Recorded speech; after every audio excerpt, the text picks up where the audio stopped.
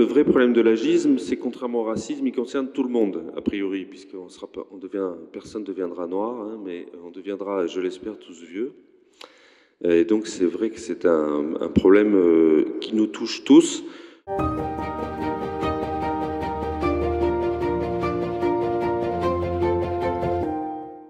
Si je peux reparler du cadre un petit peu, vous parliez de l'explosion démographique du vieillissement dans les pays occidentaux, qui touche la France également, mais avant nous, le Japon, la Russie, l'Allemagne, etc. Il y a aujourd'hui 800 000 personnes à peu près qui vivent en EHPAD. Selon les projections, il faudrait au moins, d'ici 2030, 100 000 places de plus, ce qui n'est pas atteignable. 90% des personnes qui sont en EHPAD sont dépendantes, ou très dépendantes, c'est-à-dire il existe un classement, figurez-vous, de la dépendance.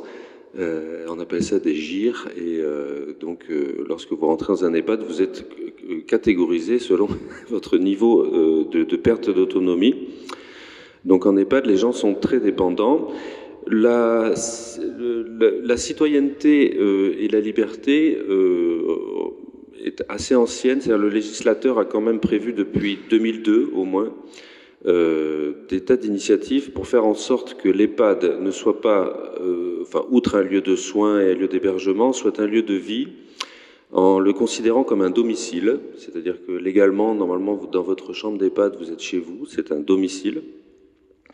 Il y a effectivement des choses obligatoires qui organisent la démocratie ou la représentation de la parole des usagers. Il y a le conseil de vie sociale, qui est un petit peu avec des élections, etc. Chaque EHPAD élit ses représentants. Monsieur Wendel en est une émanation, puisqu'il est lui-même président de son conseil de vie sociale dans l'EHPAD où il est hébergé. Il y a l'impératif également de faire des projets d'accompagnement personnalisés, c'est-à-dire de prendre en compte la parole individuelle pour partout où la prise en charge n'est pas collective et imposée, mettre en œuvre des actions choisies par le résident ou sa famille et qui correspondent à ses besoins et envies. Et il y a également des tas de chartes des droits des personnes âgées, etc., qui garantissent l'expression d'un certain nombre de droits. Ça, c'est évidemment la théorie ou l'ambition légitime de faire en sorte que les gens, que les citoyens soient citoyens jusqu'à leur dernier souffle. Au niveau du domicile, c'est un peu plus délicat, puisque les gens sont, par nature, ils ne sont pas encadrés, mais les services d'accompagnement à domicile sont devenus des établissements sociaux et médico-sociaux, donc sont soumis également aux mêmes règles. Donc il y a une attention particulière aussi à ce que le rapport entre ce que propose le professionnel ou ce que conçoit le professionnel et ce que souhaite le bénéficiaire soit rééquilibré. Dans le soin, je parle sous contrôle des médecins qui sont autour de la table, mais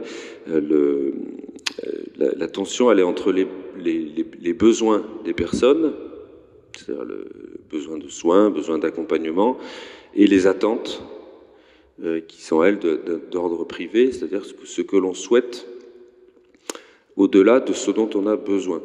Voilà. Et ça, c'est très important, puisque l'expression de la citoyenneté et de la liberté dans le cadre de l'accompagnement va se faire autour des attentes, puisque les besoins, ils sont un petit peu incontournables, entre guillemets, c'est-à-dire qu'il faut d'abord s'occuper de la personne et ensuite pouvoir développer son niveau d'autonomie en répondant à ses attentes. En pratique, donc ça c'est la théorie, on le sait, l'actualité le prouve, les EHPAD, en tout cas les établissements d'hébergement pour personnes âgées n'ont pas bonne presse. En gros, personne ne veut y aller. Peut-être à juste titre, je ne sais pas. La demande il y a une offre réduite. De toute manière, tout le monde ne pourra pas y aller. Je l'ai dit, il va manquer de place. D'où l'impératif de développer le domicile. Mais le domicile, ça correspond aussi aux attentes, à condition que ce soit possible. C'est-à-dire qu'évidemment, mettre en œuvre des moyens pour accompagner quelqu'un à domicile, c'est plus coûteux, plus complexe, ça nécessite plus de ressources humaines, plus de coordination. Ça pose d'autres problèmes aussi sociétaux de la place des personnes âgées dans les villes, hein, et d'adaptation pratique des logements. Mais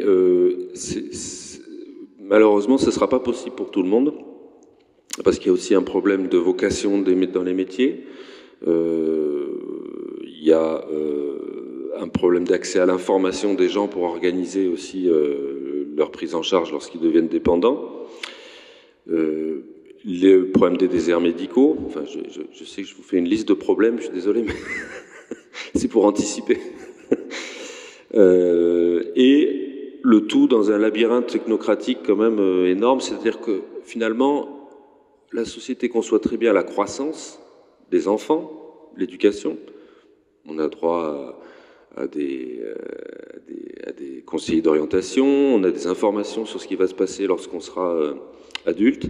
Et puis, à partir lorsqu'arrive la perte d'autonomie, tout le monde a un peu la tête dans le sable, et puis il y a une espèce de déni du vieillissement, et il n'est pas anticipé ni par les familles, ni par les personnes elles-mêmes. On a parlé de la peur de vieillir.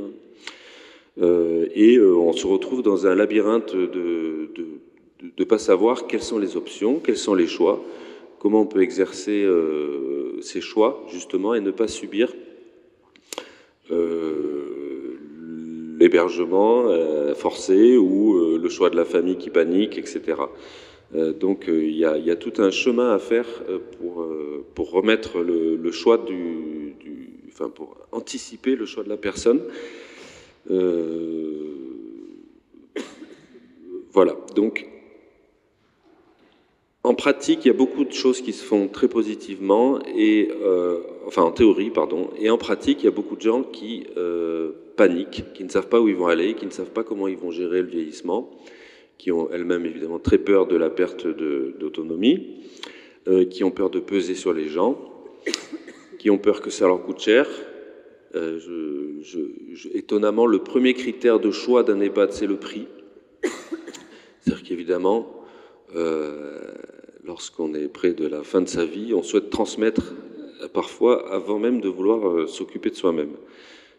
C'est aussi un paradoxe peut-être. Donc tout ça fait un corpus de contraintes qui sont énormes et qui rappellent aussi, puisque les problématiques sont diverses, que évidemment il faut un parcours, il faut que le choix soit possible, il faut une multitude de possibilités de prise en charge, de façon à ce que les gens puissent se projeter autrement que de dire « Ah ben, la voie elle est toute tracée, je vais commencer par avoir quelqu'un qui va m'aider chez moi, et puis un jour je ne pourrai plus, ou je n'aurai plus les moyens, ou je me serai blessé et je ne pourrai plus monter l'escalier, et à ce moment-là j'irai en EHPAD, ce qui est un repoussoir intellectuel, enfin, ou affectif pour les gens. » Bon, nous, dans les œuvres protestantes et dans bien d'autres, d'ailleurs, on milite énormément pour valoriser l'image des EHPAD et en faire des lieux de vie.